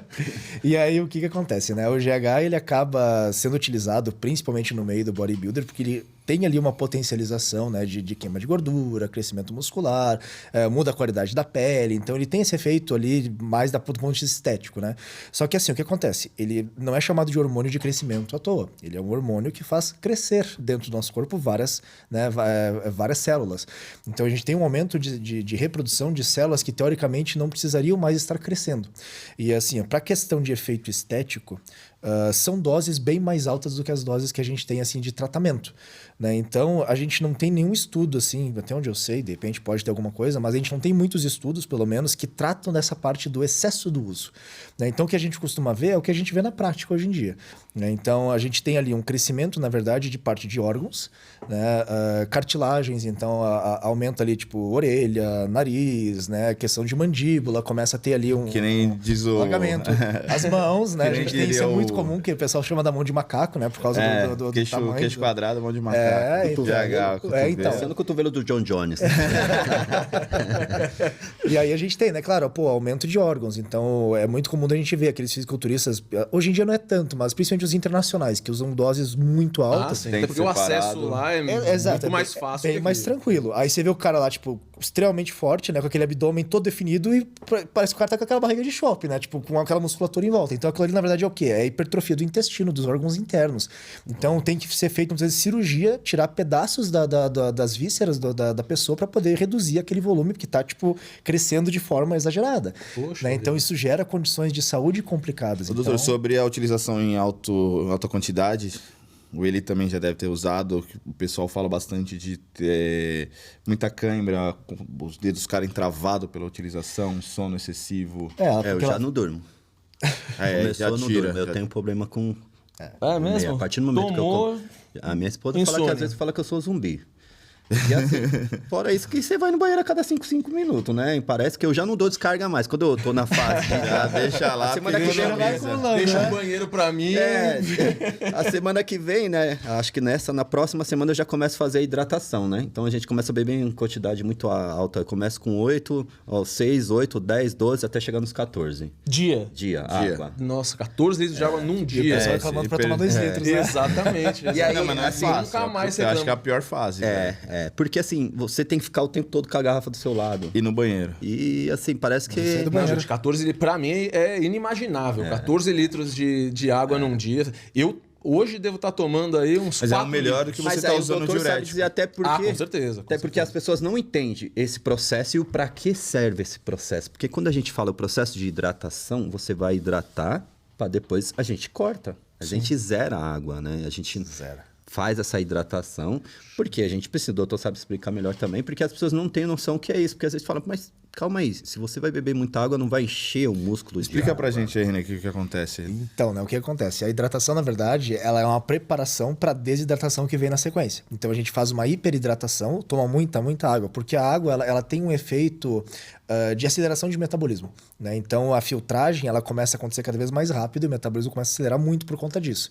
Quando a gente faz essa hiperidratação, dá aquela acelerada, o corpo trabalha mais, você passa o tempo todo, né, urinando, de repente você corta. Quando você corta, o corpo ele não para com esse processo de filtragem, ele continua a todo volume. E aí começa a tirar todo aquele excesso de água do corpo e você define muito mais rápido, fica muito mais denso, a pele afina muito mais. Entendi. Então, para finalização, ele funciona super bem, né? Mas é super desconfortável. Já cheguei a tomar água de bateria, né? Que a gente fala que é água de dentista, né? Que é água destilada. Eu já cheguei a tomar bastante. Hoje... eu não faço uso. Tem uma outra água agora que os caras estão usando. A água destilada ela é sem mineral nenhum. Sim. Sem sais, né? Sem então, sais nenhuma. Ela, tipo assim, só serve mesmo para o carro, o radiador não esquentar, né? Então, você vai bebendo, ela vai passando direto e vai indo embora. E é, como diz, melhor do que utilização de diurético, né? Por isso que quando a gente vê as molecadas falando no campeonato de Guarulhos, foi o que aconteceu. Morreu um cara que subiu comigo na Master. Mas dentro do backstage, a gente fica assustado, porque assim, se você faz o trabalho certo, lá você só vai carbar. Só que assim, existem várias formas de carbar ali atrás, né? Só que aí você começa a ouvir as conversas da rapaziada, você fala, mano, eu tô tomando diurético uma semana. Cara, eu tomo uma semana de diurético, sinal que você não fez o trampo. Porque o diurético, ele não vai trazer, não vai secar você, São cara. São os atalhos, né? O pessoal e hoje isso muito se deve, né?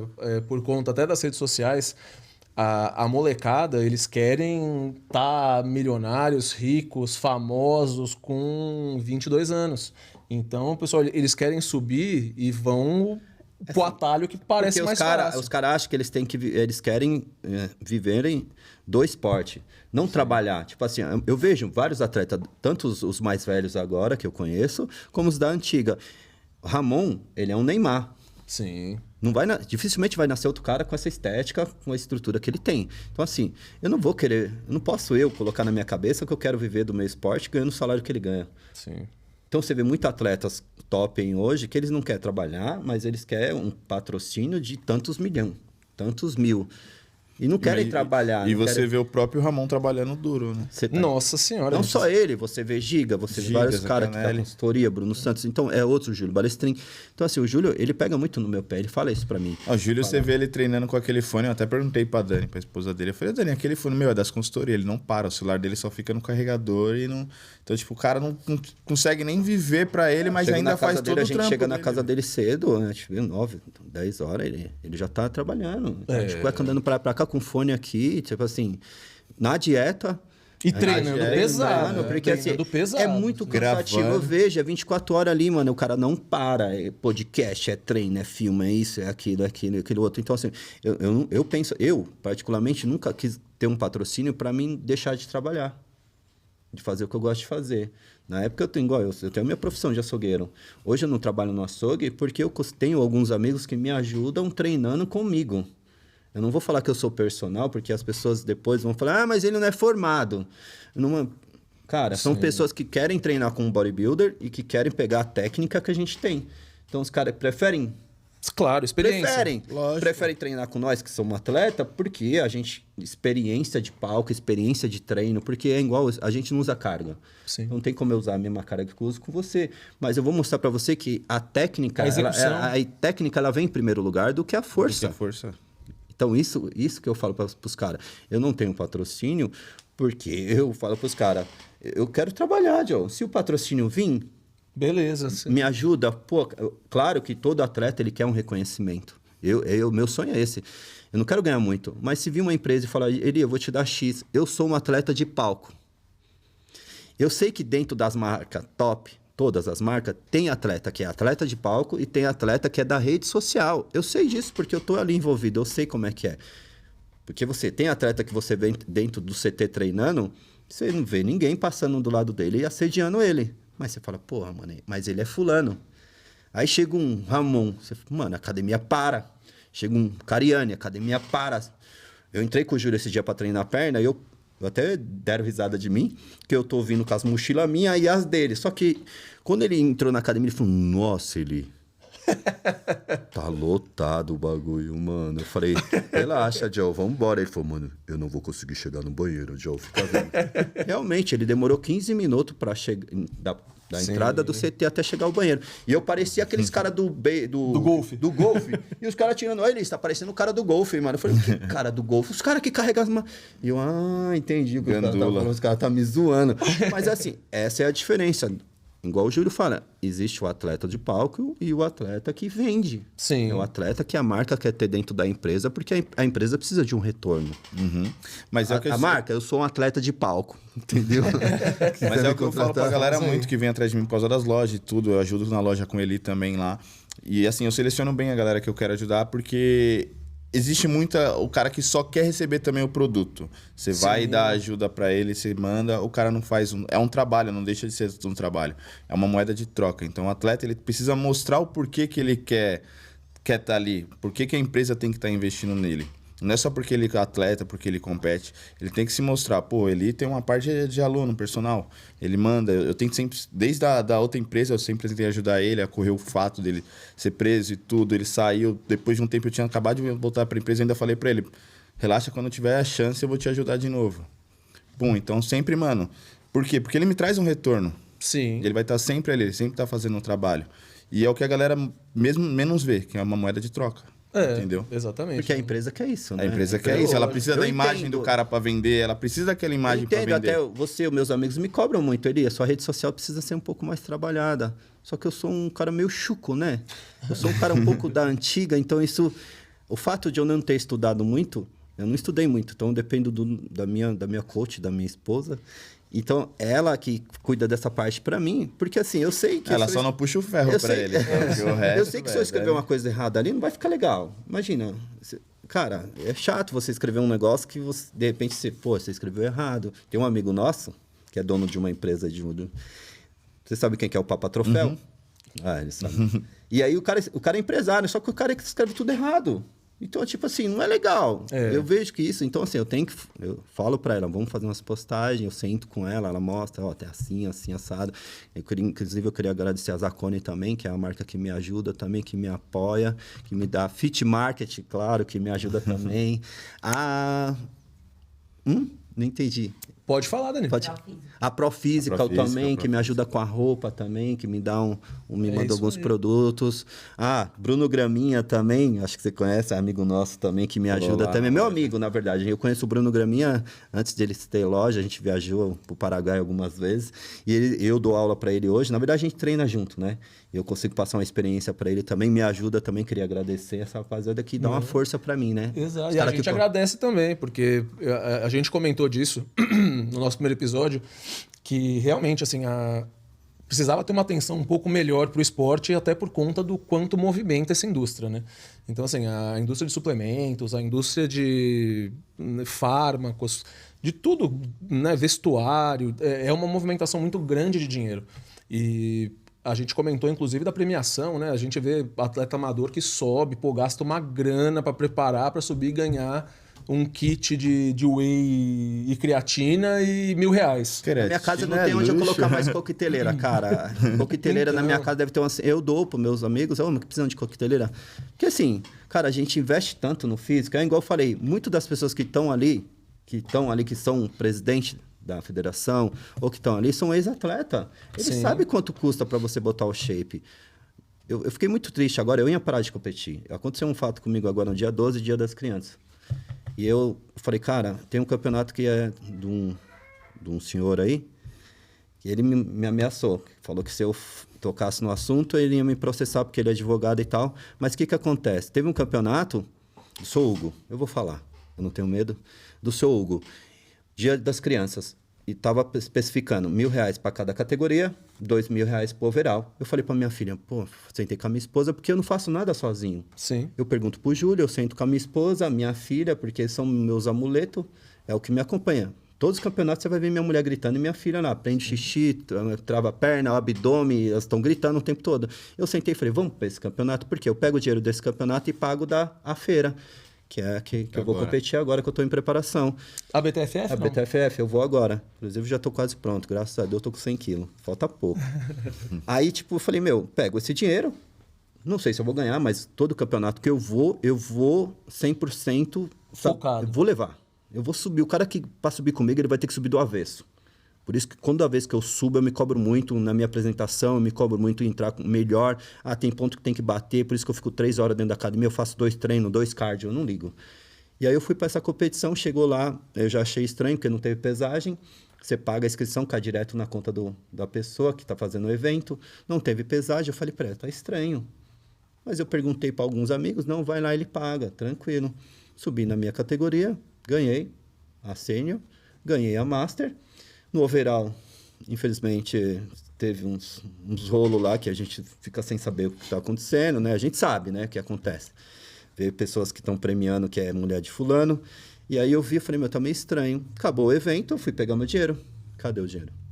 Poxa vida. Ainda tem essa, né? Aí você imagina, porque todo o investimento... Porque você tem que... Carba, você tem que... Eu gosto de carbar com pizza. Eu me dou muito bem com pizza. De calabresa? Não. Aí, tá vendo? Menos de calabresa. Mas às vezes eu como porque o Júlio ele pede pra mim ter que ser uma pizza bem gordurosa, né? Então eu gosto de carbar com pizza. Tem cara que carba com sorvete. Existe várias formas de carbar. Então eu me dou muito bem carbando com pizza. E aí você compra pizza, você vai no mercado, você é chocolate, é o salgadinho, é a coca. Não, então assim, é um investimento. Você é o GH, é os hormônios. Não, é tudo. Eu continuei a preparação. O mais triste para mim foi ter deixado minha filha no Dia das Crianças em casa, pedi para uma amiga nossa tomar conta, estava tendo festa. E quando acabou o evento, minha filha ligou e falou, pai, deu certo. Você ganhou, né? Então, quando você chegar em casa, a gente vai pegar o dinheiro, vamos num shopping comer alguma coisa. E eu não sabia o que falar para minha filha. Por quê?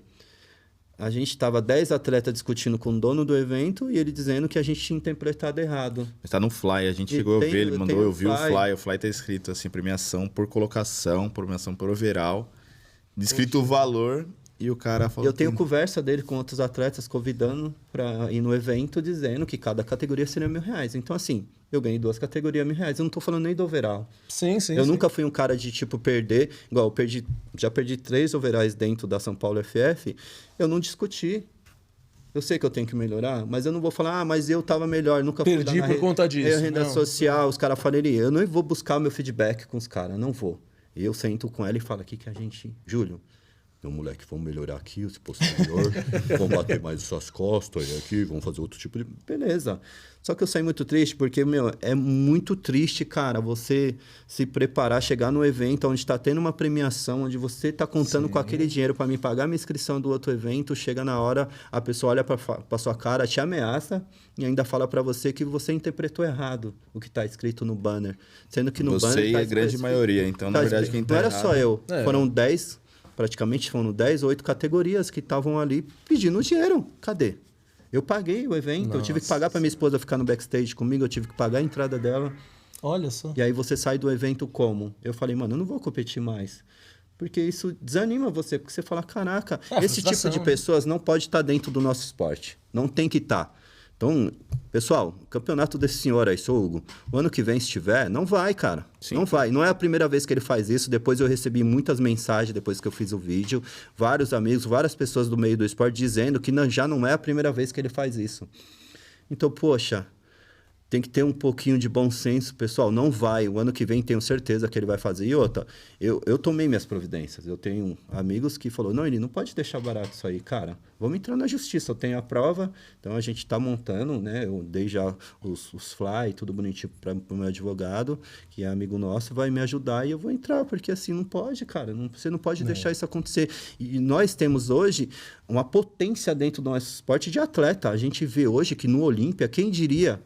Sim. Que no Olímpia nós teria a quantidade de atleta que a gente tem hoje, nós estamos uma potência, cara, dentro do esporte. Sendo que lá fora o brasileiro... Eu acredito que o Brasil ainda vai ser a maior potência do fitness. Vai chegar a passar os Estados Unidos. Não só se nos começarem a levar a sério, sim. Se começarem a investir um pouquinho mais em premiações para os atletas, com certeza. Eu creio que essa federação, a Federação São Paulo F, veio para te falar para os caras, vamos ajudar. Vamos fazer diferente. Você vê, eu competi em alguns campeonatos, eu já Você vê pelo próprio presidente também, ele já era atleta, vou mandar um abraço aí pro Alex Frango. Então, cara, ele já tem um conhecimento a mais, é um diferencial dele, porque você pega os outros, das outras federações que dizem atleta, mas não pensavam no financeiro do atleta. Já o Alex já pensa, quando eu era atleta eu me ferrava. Fora isso que eles fazem um trabalho social legal. Cara, eu treino beneficente, que eu participo, eu faço questão de participar, eles arrecadam, além da entrada, uma porcentagem em comida. E você leva um quilo de alimento e aí cai. Tipo, R$70, você paga 50 e leva 1 quilo de alimento. Então, eles arrecadam esse alimento e levam para a comunidade e doa para as comunidades. Então, isso é muito legal. Isso é muito legal. A parte social tem que ser vista, você vê que o esporte, eu competi em outras federações e vi que os caras já começaram a colocar um banquetinho ali. Então, já tem uma água, já tem um salgadinho. A gente vai chegar lá. A gente vai chegar lá. Que tá mudando. E o nosso esporte só tem a evoluir, cara. Não é só futebol. Antigamente era muito... Era só futebol. Hoje o bodybuilder tá bem alto. Você vê um atleta hoje ganhando o que um jogador de futebol. Ou até mais. Que a gente tem uma noção mais ou menos de valor. Então, a gente fala... Nunca alguém imaginou que um atleta no Brasil ganharia que fulano tá ganhando. Sim. Você fala, é surreal. É fora da curva mesmo, né, mano? Próxima competição, BTFF. BTFF, se Deus quiser fechar... Se o homem deixar. Se o meu pai deixar, eu quero fechar na favela. Favela Classic. Favela Classic, que vai ser dentro da comunidade. Eu queria muito estar lá. Que dia que vai ser o Favela? Favela vai ser... Que dia bem? 18 de dezembro. 18 de dezembro. Para fechar o ano. Para fechar o ano. Se tudo der certo, eu tenho muita fé em Deus. Eu creio que a minha fé, ela é... Inabalável. Então, eu tenho certeza que na São Paulo a gente vai dar trabalho lá. Se Deus quiser estar no pódio. Que eu preciso desse dinheiro para comprar um peruzinho de Natal para minha filha, ou comprar um presente. Preciso comprar um presentinho para minha filha. Então, tenho certeza que a gente vai chegar com um físico melhor ainda do que... Não, vai sim. Já tá arrastando tudo. Vai arrastar mais esses dois aí. Se Deus quiser, a gente vai estar na torcida. Na BTFF a gente vai estar cobrindo também. A gente vai divulgar, vai acompanhar vocês e os demais atletas lá na BTFF. Gente, queria saber, espero que vocês tenham gostado aí tanto quanto a gente. Queria aproveitar para agradecer ao Dr. René a participação. Valeu, obrigado. O Doug. Segue aí a gente nas páginas. Exato. Eli, obrigado aí pela participação, né? Experiência de vida aí espetacular.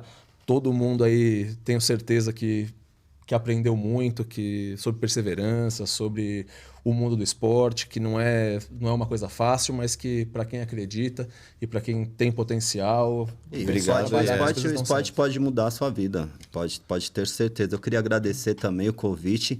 Foram depois de 20 e poucos anos aí, rapaziada, chegou, graças a Deus. O cara nem dormia. Eu tava desde que surgiu o convite, eu fiquei cobrando a minha esposa, o que eu vou falar lá? E vamos falar isso, vamos falar aquilo, porque eu me preocupava muito, porque meus amigos sempre cobraram ali, você tem que contar um pouquinho da história. Eu acho que eu nunca usei a minha história para ser vítima, para ser como vitimismo, de falar, porque eu vejo muitos atletas batendo nessa tese, né? Sim, usando a história dele para comover as pessoas. Eu nunca fiz isso e nunca vou fazer. Quem conhece a minha história sabe o que eu passei e sabe que eu tô renascendo da cinza igual a Fênix. Então, cara, não desanime, pode passar por tudo que você passou na sua vida, vai em frente, cara. O não, você sempre vai ter. Então, basta ser persistente, mano. Não é um esporte fácil, a gente sabe, é um esporte caro, é um esporte que depende muito de você, você tem que estar sempre no seu 100%. Eu só agradeço a Deus por estar me dando outra oportunidade de estar conseguindo construir a minha história novamente dentro do esporte. Obrigado pelo convite e que seja o primeiro de muitos, né, mano? Será, tenho certeza. Aí você vai ver, as suas redes sociais vão bombar agora. Rapaziada, curte aí, cara. Siga, a gente vai colocar aqui embaixo o Instagram de todo mundo. Segue a gente lá, o Instagram do Bodybuilder. Não esquece de comentar aí, deixar quem você quer ver aqui. Galera do esporte também quiser comentar, né? E marcar se quiser vir, a gente conversa. Manda direct, a gente entra em contato, faz aí a agenda direitinho. A gente está aqui para contribuir com o esporte, para fazer com que o fisiculturismo, os atletas de fisiculturismo ganhem aí a notoriedade que precisam. Queria aproveitar aqui para agradecer novamente aí o pessoal que ajuda o Eli, que a gente que conhece, sabe aí. Agradecer principalmente o Júlio Balestrinho. Aí, exatamente, isso que eu já queria agradecer aí o Júlio Balestrinho, todo mundo que ajuda, mas ele ficou perguntando lá, e quando que é? Quando que é? Eu quero assistir, quando que é? Mais do que assistir, Julião, você tá convidado aí, assim, tendo um tempo pra gente. Sei que sua agenda aí Não, depender de mim, eu vou trazer ele aqui, deixa comigo. Opa! Mano. Eu tô lá, eu vou estar lá, vou ficar lá no ouvido dele. Vamos lá, pertinho de casa. Vai ser um prazer. E é isso, gente. Enquanto a gente tem que ajudar mesmo, tem que valorizar os profissionais. Espero aí que vocês tenham gostado do bate-papo. A gente se vê aí no próximo episódio. A gente vai estar aí com o Valber Juno, se tudo der certo. É um atleta aí que tem bastante história para contar também e, como eu disse, algumas delas para servir de mau exemplo, mas é exemplo. Não é isso? Obrigado, viu, galera? Se inscrevam no canal, curtam aí, deixem seus comentários, isso é bastante importante pra gente. Tá bom? Grande abraço, nos vemos na próxima. Valeu. Legal.